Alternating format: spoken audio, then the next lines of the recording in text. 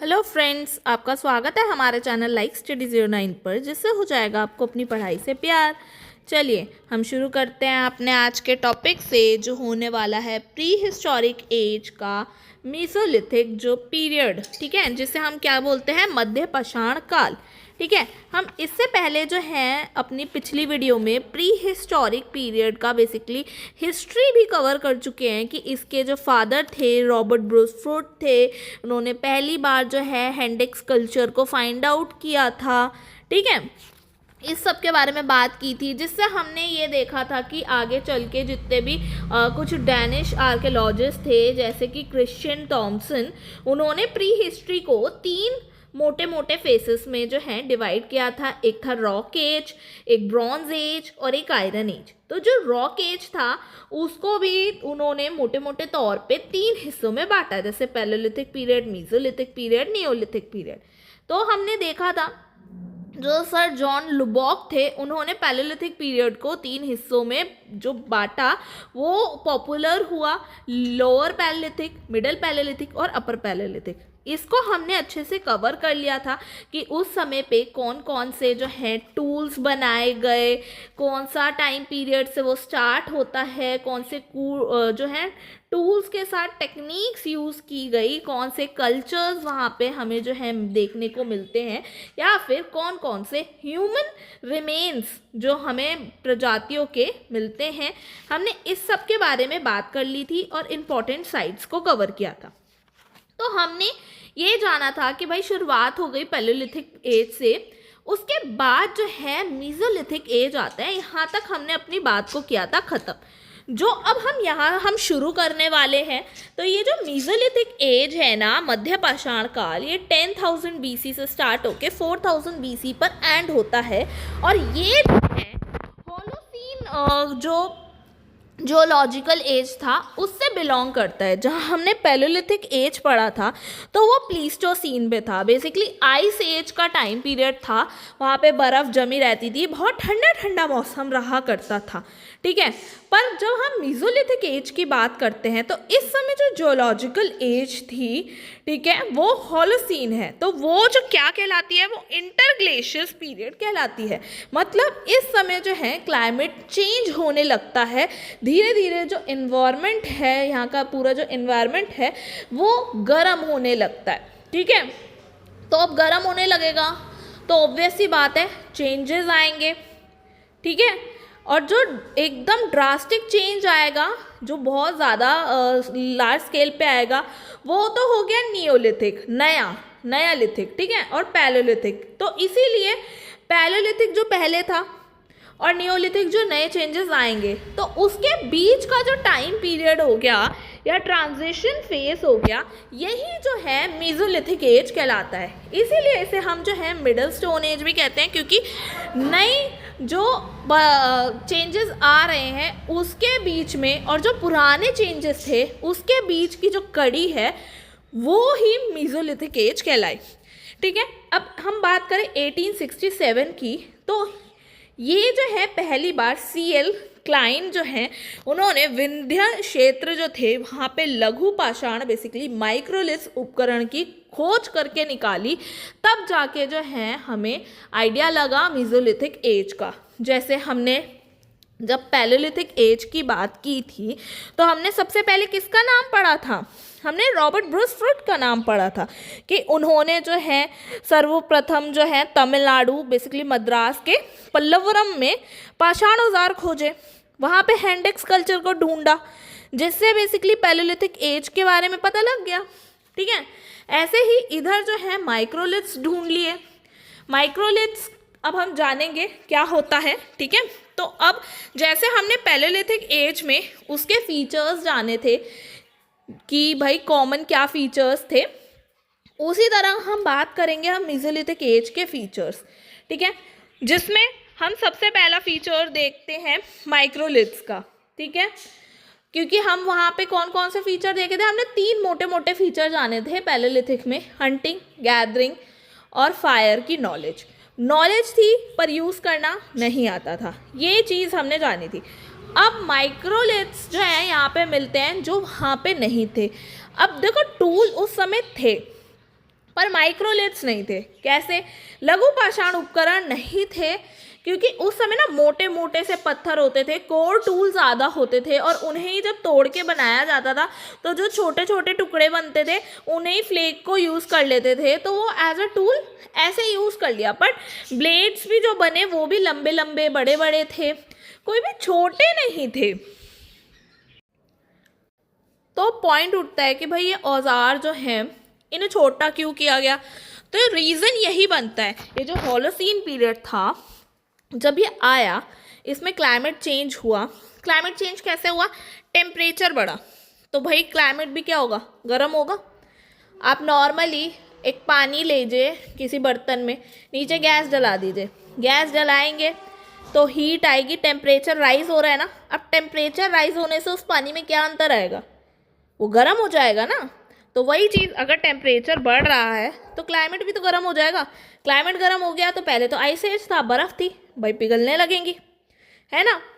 तो धीरे धीरे अब भाई ह्यूमन लाइफ भी अफेक्ट करेगी। जहाँ पहले वो गुफाओं में रहा करते थे और एक जगह नहीं टिकते थे, एक जगह से दूसरी जगह जाते थे, जहाँ देखा भाई कई नेचुरल रीज़न से आग लग गई, वहाँ पे गर्म सेक लिया, जानवरों की खालों को ओढ़ लिया, हंटिंग गैदरिंग करके जो है मीट खा के अपने आप को रख लिया, मतलब अपना सर्वाइवल करते रहे। ठीक है, अब यहाँ पे तो भाई क्लाइमेट एकदम से चेंज हो गया तो ऑब्वियस सी बात है जो फ्लोरा फूना है, जानवर और पेड़ पौधों का रहन सहन है, उसमें भी चेंज ऑटोमेटिकली आएगा ही। तो अब जब चेंज आएगा तो टेक्नोलॉजी में भी डेफिनेटली चेंजेस तो आएंगे ही। तो इसीलिए जो है अब टूल्स को छोटा बनाया जाने लगा, जिसे हमने माइक्रोलिथ्स कहा। ठीक है, अब ये जो हम स्मॉल जो है स्टोन टूल की बात कर रहे हैं, कितने छोटे? तो अप्रॉक्सीमेट लेंथ रेंज में बोले तो 1 से 8 सेंटीमीटर, और हम बात करें शेप कैसी, तो ज्योमेट्रिक फॉर्म में जो है हमको दिखते हैं। ठीक है, अब हम एग्जाम्पल के तौर पे देखें कि भाई टूल्स किस किस टाइप के थे या उनके नाम क्या थे, किस लिए यूज़ होते थे, तो उनके बारे में हम देखते हैं। जैसे हमने पैलेलिथिक एज में देखा था, तो एग्जाम्पल में देखें ब्लेड्स, पॉइंट्स कह लीजिए, ब्लेड्स कह लीजिए या ब्लेडेड्स बोल लीजिए, तो नाम एक ही है, हमें वो मिलते हैं यहाँ पे। अब ये क्या होता है? ये छोटे लंबे पत्थर के ब्लेड होते हैं जिसमें लकड़ी या हड्डी के हैंडल फिट कर दिए जाते हैं। जैसे तीर हो गया ना, और हथियारों के रूप में यूज़ हो गया तीरों के। अब जैसे ये है, ये आप देख रहे हो पॉइंट, ये शार्प है इन दोनों साइड से, ये भी शार्प है। अब यहाँ क्या करेंगे? बड़ी सी लकड़ी लगा देंगे और इसे फेंक के भाला सा बना लेंगे, तीर बना लेंगे, है ना, तो शार्प हो गया। ऐसे ही जो है ना एक बेग्ड ब्लेड हो गया या ट्रायंगल कह लीजिए, ये ट्रायंगल ब्लेड्स मिलते थे जो इस समय पे क्या होता था, ये एक तरफ से तो धारदार होते थे, दूसरी तरफ से सीधा होता था। अभी आप देख रहे हो ये रहा ट्रायंगल टाइप का, जिसमें ये जो एरिया है ये शार्प है, ये शार्प है, पर ये शार्प नहीं है, इसको एकदम सीधा बनाया गया। क्यों भाई? ताकि पकड़ा जा सके और सेफ्टी रहे, जैसे ब्लेड के हथियार और उपकरणों में सुरक्षित रूप से इसे इस्तेमाल किया जा सके कि भाई ये वाला क्षेत्र जो है इसे हम पकड़ लेंगे तो यह सेफ रहेगा, और ये तो काटने में काम आएगा। तो ये अक्सर किस में यूज़ होगा? तीरों में, चाकू बनाने में, उसमें जो है ये यूज़ हो जाता था। ऐसे ही जो है ल्यूनेट टूल्स जो हैं मिलते थे। ये कैसे होते थे? ये एक चंद्रमा के आकार के औजार होते थे जिसमें हमें गोलाई और धारदार किनारा मिलता था। ये आप देख रहे हो, एक तरह से अर्ध चंद्रमा हो गया, ठीक है, इधर से भी हो गया, गोलदार हो गया, और ये धारदार भी हो गया। ठीक है, ऐसे ही जो है ट्रेपेजी, ये जो है ट्रेपेजॉइड आकार का होता था जिसमें दोनों ही किनारे धारदार होते थे। अब ये आप देख रहे हो, ये और ये भी, ये पूरा ही धारदार है। जहाँ हमने ये ट्रायंगल देखा था ये धारदार नहीं था, इसके ये दोनों कोने धारदार थे, बट इसमें जो है ये कर्व एरिया भी धारदार है और इधर भी धार मिलेगी। ठीक है, ऐसे ही जो है बोरोस। अब ये बोरोस जो है ये पतले नुकीले औजार होते थे जो छेद बनाने या लकड़ी और हड्डी में बेसिकली खुदाई करने के लिए यूज़ होते थे। ऐसे ही जो है कुछ बुर्जिन्स मिलते थे जो पत्थर के औजार होते थे जो हड्डी, सींग और लकड़ी को तराशने के लिए, या हम कह लें औजार जो आभूषण होते हैं, ज्वेलरी होती है, उसमें नक्काशी करने के लिए वो यूज़ होते थे, मतलब बारीक कामों के लिए यूज़ होने लगे थे। जहाँ पहले के जितने भी औजार थे उससे ना बारीक काम नहीं होता था, मोटा मोटा काम होता था, क्योंकि कोर होता था। यहाँ नक्काशी वक्काशी करने के लिए कितना पैना चाहिए होगा आप सोच सकते हो, है ना। अब ये तो पहला फीचर हुआ कि भाई हमको जो है मीजोलिथिक एज में जो है मध्य पाषाण काल में माइक्रोलिथ्स मिलते हैं, ठीक है, वो वाले टूल्स मिलते हैं। दूसरा क्या था, सबसिस्टेंस, वो रहेंगे कैसे, उनकी जीविका कैसी होगी।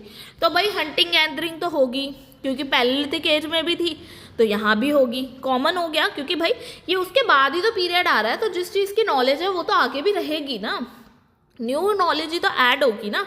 तो हंटिंग गैदरिंग तो होगी, फिशिंग भी हुई, ठीक है, और हस्बेंड्री स्टार्ट हो गई। बेसिकली पशुपालन की शुरुआत हो गई, जहाँ पहले पशुओं को पालते नहीं थे, उन्हें मार के खा लेते थे या उनकी खाल का इस्तेमाल कर लेते थे, पर अब जो है वो उन्हें पालने भी लगे थे, ठीक है। तो इसीलिए जो है हमें मेसोलिथिक में पहली बार जो है पालतू पशुओं के जो हैं बेसिकली वो मिलते हैं एविडेंसेस, जिसमें सबसे पहला जानवर जो हमें मिलता है वो कुत्ता होता है, ठीक है। और क्या क्या हमें मिलता है, तो बरियल प्रैक्टिसेस मिलती हैं, दफनाने की प्रथा, शैल चित्र मिलते हैं, रॉक आर्ट, जिस पे हम जो है डिटेल में बात करेंगे। जो भीमबेटका जो मध्य प्रदेश का क्षेत्र है, वहाँ के स्थानों पे शिकार और दैनिक जीवन के दृश्य जो हैं हमें उसमें देखने को मिलते हैं। और यहाँ तक कि अल्पकालीन निवास स्थान भी जो है हमें यहाँ पे देखने को मिलते हैं, क्योंकि कुछ कुछ वक्त के लिए जो है ये स्टे करते हैं। लॉन्ग टर्म नहीं कहूँगी, लॉन्ग टर्म तो हम आगे बात करेंगे कि भाई प्रॉपर घर बनाने का हिसाब किताब जो है, धीरे धीरे रहना, खेती बाड़ी करना, वो नियोलिथिक टाइम में होगा, जो हम आगे बात करेंगे। बट इस समय पे अल्पकाल के लिए जो है निवास स्थल जो है हमें देखने को मिल जाते हैं कि झोपड़ियाँ वोपड़ियाँ बनाना शुरू हो जाते हैं। अब हम बात करेंगे मेसोलिथिक साइट्स, कुछ इंपॉर्टेंट मेसोलिथिक साइट के बारे में।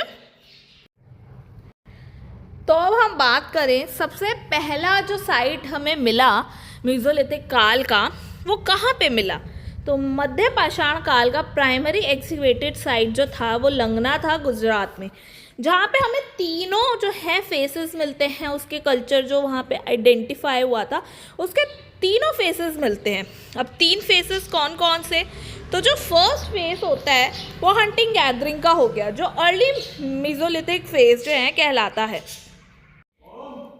ऐसे ही जो सेकेंड फेस है उसमें जो है प्रोड्यूस किया जाता है माइक्रोलिथ और बरियल्स को, जो मिडिल मेसोलिथिक फेस का था।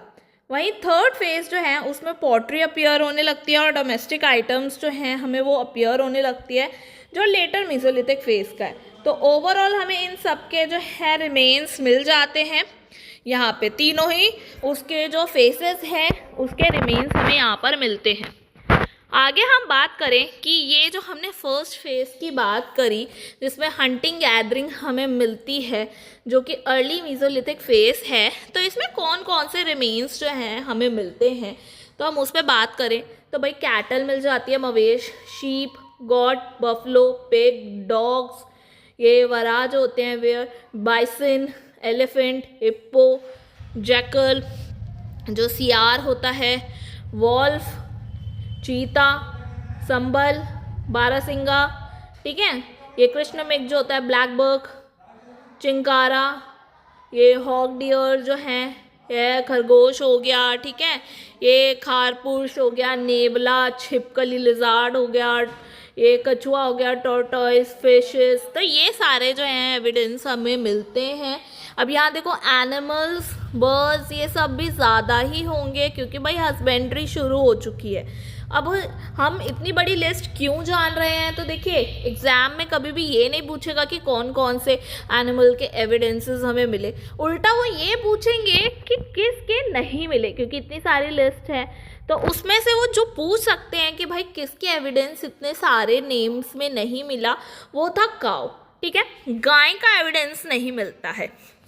आगे अब हम बात करें कि भाई और साइट्स की, तो जो सेकेंड साइट्स की हम बात करने वाले हैं वो है बागौर, राजस्थान में पड़ता है। पीके थॉमसन ने यहाँ पे जो है बेसिकली जो हड्डियाँ वड्डियाँ मिलती हैं उनके गणना की थी, उसकी काउंटिंग की थी कि जो भी पालतू मवेशी थे वो तकरीबन 15.7% वहाँ पे पाए गए, और जितनी भी भेड़ बकरियाँ थी उनका 64.4% जो है बागौर में मिलता है। अब वही बात करें कि बागौर की बात हम क्यों कर रहे हैं, इतना इम्पोर्टेंट क्यों है, तो वो इसलिए क्योंकि यहाँ पे जो है 3 पुरातन कालों के चिन्ह हमें मिलते हैं। तो अब हम मीज़ोलिथिक पीरियड की बात कर रहे हैं तो डेफिनेटली मीज़ोलिथिक पीरियड के तो एविडेंसेस होंगे ही, क्योंकि अब हम यहाँ बात कर रहे हैं बागौर की स्पेसिफिकली। बाकी और भी एजेस के जो है यहाँ पे एविडेंस मिलते हैं, तो कौन कौन से, चालकोलिथिक हो गया, ताम्रपाषाण, आयरन एज हो गया, लोह युग, ठीक है, तो इनके भी रेफरेंस मिलते हैं। बट अब हम स्पेसिफिकली यहाँ पे डिटेल में पढ़ ही रहे हैं, तो उसका रीज़न क्या है? रीज़न ये है कि मध्य पाषाण युग के सर्वाधिक संख्या में जो है साक्ष्य ज़्यादा मिलते हैं, इसलिए हम यहाँ पे बात कर रहे हैं। तो ऐसा है, यहाँ एविडेंस इसके ज़्यादा है बट इनके भी रेफरेंस हमें मिल जाते हैं, ठीक है। और क्या खास बात है, तो भाई एग्जाम में आपसे कभी पूछ ले कि भाई पहली बार जानवरों को पालना, पशुपालन करना, उसका एविडेंस कहाँ से मिला? तो भाई भारत में जो मिला वो यहीं बागौर से ही मिला। तो ये 5000 BC का जो है पशुपालन, एनिमल डोमेस्टिकेशन के पहले साक्ष्य हमें यहाँ से मिलते हैं, ठीक है। और क्या खास बात है इस जगह की, तो जो झोपड़ियाँ हैं वहाँ पे हमें फर्श के साक्ष्य मिलते हैं कि भाई फर्श बनाया हुआ था, और यहाँ तक कि उसके बड़े पैमाने पे पशुओं की हड्डियाँ मिलती हैं, तो ऑब्वियसली पता लगता है कि भाई पशुपालन भी रहा होगा। और अगर हड्डियाँ मिल रही हैं बहुत ज़्यादा लार्ज नंबर पे, तो वहाँ पे अनुमान लगाया जा सकता है कि बूचड़ खाना भी होगा, ठीक है। तो बूचड़ खाना का एविडेंस भी मिल गया हमें, फर्स्ट एनिमल डोमेस्टिकेशन का भी मिल गया, और मीज़ोलिथिक के साथ चालकोलिथिक और आयरन एज का भी हमें रेफरेंस मिल गया। अब हम बात करने वाले हैं नेक्स्ट इंपॉर्टेंट साइट की, जो है अहमदगढ़ या फिर आदमगढ़, ठीक है, जो कि मध्य प्रदेश में है। और यहाँ पे सेकेंड एनिमल डोमेस्टिकेशन के जो हैं साक्ष्य हमें मिलते हैं, ठीक है, क्योंकि एग्जामिनर आपसे फर्स्ट तो पूछ सकता है, बट हो सकता है भाई फर्स्ट तो सब पढ़ के जाएं, तो सेकंड क्या पता ना पता हो आपको, तो अब आपको तो सब पता होगा। तो अहमदगढ़ या आदमगढ़ जो है उसमें सेकेंड एनिमल डोमेस्टिकेशन के जो हैं सोर्स हमें साक्ष्य मिलते हैं। आगे हम बात करते हैं नेक्स्ट इम्पॉर्टेंट साइट की, जो है लोटेश्वर और रतनपुर। ये नॉर्थ गुजरात के क्षेत्र में है, जिसमें हाल ही में पालतू बनाए गए भेड़, बकरी और मवेशियों की हड्डियां मिलती हैं, ठीक है। आगे हम बात करते हैं अब 3 ऐसी साइट्स की जो मिलेंगी आपको प्रतापगढ़ यूपी में ही। बस साइट्स अलग हैं पर सब वो तीनों साइट्स यहीं पर ही हैं, तो हमको अच्छे से जानना है कि भाई किस साइड से क्या मिला है, क्योंकि एग्ज़ाम में बहुत कन्फ्यूजन होगी, हमें लगेगा यार हड्डियों के कंकाल तो यहाँ भी मिले थे, इतना पता है प्रतापगढ़ यूपी में मिले थे, तो भाई ये साइड जो है यहीं पर थी तो इसका आंसर यही होगा, तो ऐसा नहीं है, हमें देखना पड़ेगा। अब हम इन 3 साइट में पहली साइट की बात करें तो सराय नहर रहा है, ठीक है। नेक्स्ट पे हम बात करेंगे महदहा, और फिर हम बात करने वाले हैं इसके बाद जो तीसरी साइट है वो हो गई दमदमा, ठीक है। ये तीनों ही इम्पॉर्टेंट साइट है मीज़ोलिथिक पीरियड को जानने के लिए इंडियन कॉन्टेक्स्ट में। तो अब हम बात करते हैं सराय नहर राय का, जिसका उत्खनन करता कौन है? डॉक्टर बीबी लाल, जो 1960 में किया था, जिसमें उमेश चट्टोपाध्याय जो थे उसके अध्ययन के आधार पे ये बताया जाता है कि जो ये सराय नहर राय है ये एक मौसमी निवास स्थान था, जहाँ पे गर्मी के मौसम में जल के आभास में विंध्य के इस क्षेत्र से जो है लोग गंगा घाटियों की ओर मूव करते थे, ठीक है। और क्या खास बात है, तो यहाँ पर जो है छोटी भट्टियाँ मिल जाएंगी, सामुदायिक भट्टियाँ मिल जाएंगी, झोपड़ियों का फर्श मिल जाएगा, कब्रें मिल जाएंगी, यहाँ तक कि स्तंभगत भी मिल जाएंगे। और यहाँ तक कि जो इनका निवास स्थान है वहीं पर ही इन जो है 2 कब्रें देखने को भी मिली हैं, ठीक है। 2 कब्रें मिलेंगी जिसका आकार क्या है? बेलन नुमा है, जैसे भाई आप घर में जिससे रोटी बनाते हैं ना वो बेलन, तो उस शेप का जो है उनकी कब्र का जो शेप है वो मिलता है, वो भी निवास स्थान पे। तो ये खास बात है। और यहाँ पर जो है बेलनाकार जो गड्ढे में मिले हैं वो पर्टिकुलरली 11 मानव शवदान मिले हैं जो आवासीय क्षेत्र के अंदर मिलते हैं। पर जब हम टोटल की बात करें तो 9 पुरुष मिलते हैं जो 16 से 35 साल के थे, 4 महिलाओं के हमें जो है एविडेंस मिलते हैं जो 15 से 35 साल की थी, और एक बच्चे का एविडेंस मिलता है। ठीक है, आगे हम बात करें, हमें यहाँ पे युद्ध के साक्ष्य भी मिलते हैं। तो भाई कैसे हमें पता लगा कि युद्ध हुआ था? वो इसीलिए क्योंकि जब यहाँ दफनाया गया ना तो एक कंकाल की पसलियों में तीर धंसा हुआ था। तो मतलब भाई युद्ध में उसने पार्टिसिपेट किया होगा जिसकी वजह से उसको एकदम से तीर लगा और उसको जो है फिर दफना दिया गया। तो काफ़ी सारे ऐसे रेफरेंस मिलते हैं जिसके थ्रू ये पता लगता है कि युद्ध के साक्ष्य यहाँ पे मिलते हैं। ठीक है, और एक जो है कब्र है जिसमें तकरीबन 4 नर कंकाल एक साथ दफनाए गए हैं, और सिर्फ वो ही नहीं, उसके साथ माइक्रोलिथ्स, एनिमल बोन, सीपियाँ, ये सब भी साथ में दफनाई गई। प्रोबेबली ये सोचा जाता हो कि जब वो जाएगा तो वो उसको ये सारी चीज़ों की नीड पड़ेगी तो उसको हेल्प होगी।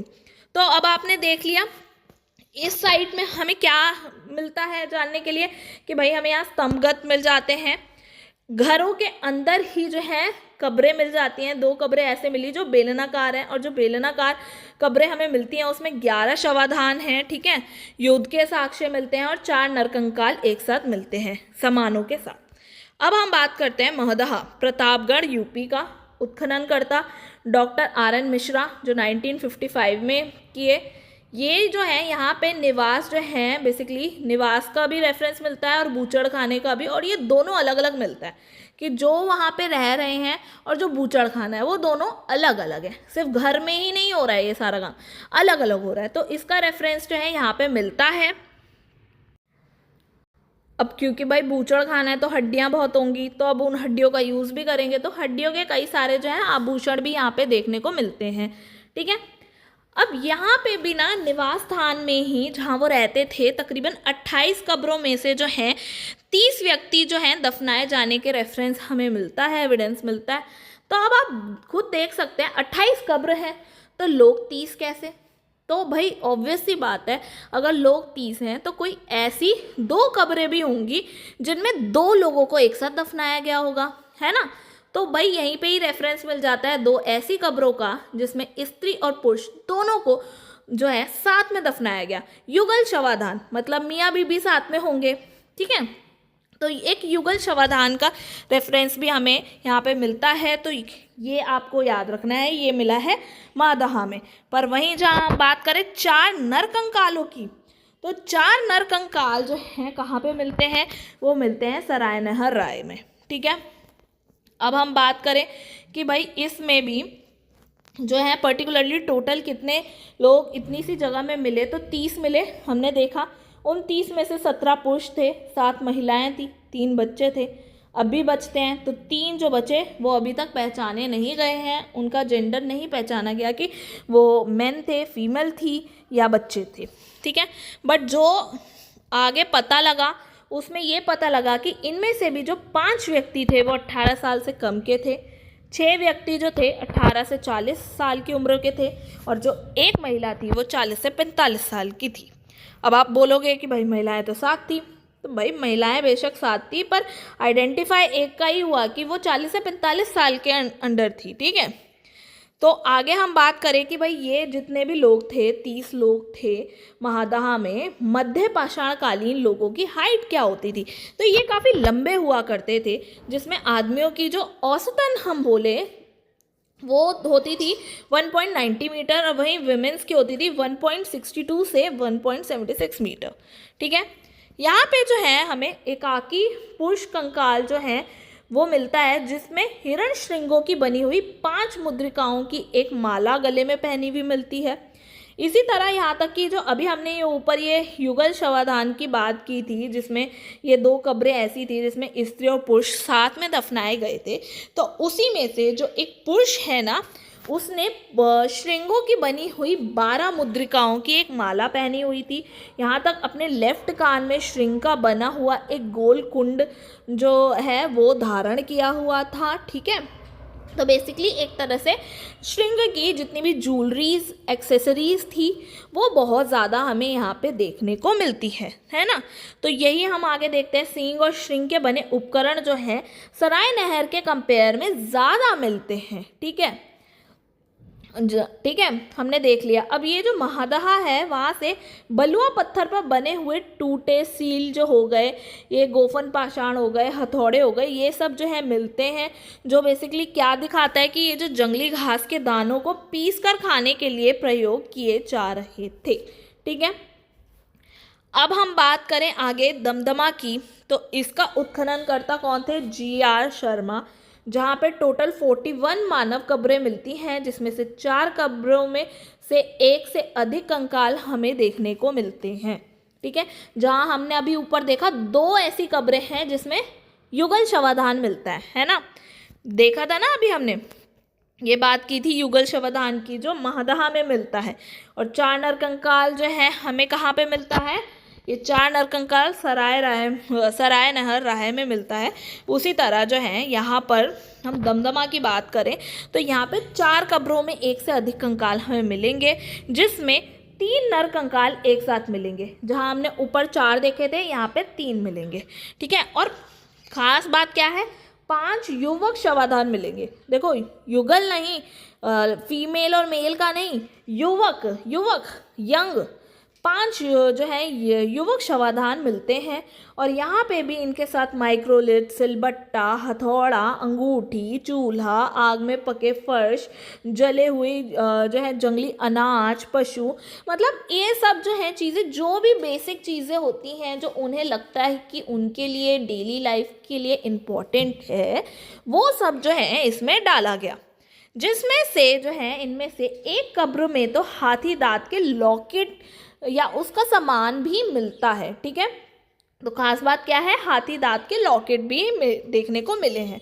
तो आप तीनों साइड्स का आप समझ गए, तीनों साइड्स आसपास हैं, बट जो कंकाल मिले हैं उनकी संख्याएं अलग हैं, उनमें जो सामान रखा गया है ऑलमोस्ट सिमिलर होता है, बट कुछ कुछ डिफरेंस आता है। ठीक है, आगे हम एक और इम्पॉर्टेंट साइट की बात करें तो लेखनिया, जो साउथ यूपी या मिर्ज़ापुर के पास के ज़िले में थी, यहाँ पे जो है कब्रों के अतिरिक्त मृत भांड भी मिलते हैं। तो हमें ये याद रखना है कि भाई कब्रें तो कई जगह मिली हैं, अब इसी तरह जो है यहाँ पे भी कब्र मिली है, पर ख़ास बात क्या है?